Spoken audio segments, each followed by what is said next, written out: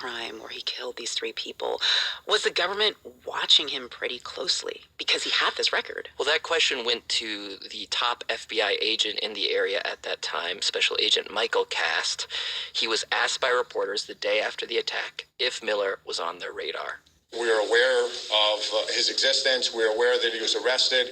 We are aware that he was affiliated with certain hate groups. The answer is yes, but beyond that, I really can't comment on it. Were you watching him recently then? No, I can tell you that, no. They were not watching him recently in the time before the attack. I wanted to ask them why they were not watching Miller, given his criminal history and his violent rhetoric. And both the FBI and the Department of Justice declined to comment. And experts told me, bottom line, it is incredibly difficult to figure out why they were not watching him, given his very serious criminal record. Right. But I also get why it's such a hard call, that there is this tension between trying not to jump on someone's speech. Obviously, people have freedom of speech, but also trying to prevent horrific crime. So what does the Glenn Miller case say more broadly about how the federal government prosecutes white supremacist terrorism specifically? Well, in general, experts told me the government simply has not prioritized investigations of white supremacist violence.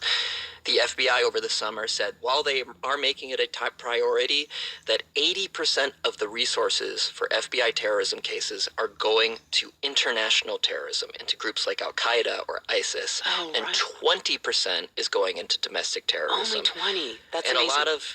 A lot of experts say that ratio is out of whack. And that in the case of Glenn Miller, he was a domestic terrorist. And for years, he had told people what he was going to do, and then he did it. Yeah.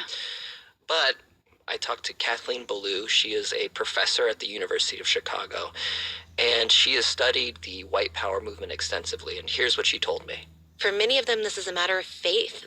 They're talking about what they're doing as preventing the apocalypse of the white race. And the idea that any amount of incarceration could undo that ideology is just, there's no reason to think anyone would stop believing that.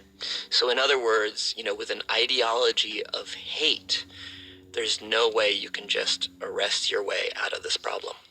God, such an interesting, disturbing story. That is NPR's Tom Dreisbach of the podcast Embedded. Thank you so much, Tom.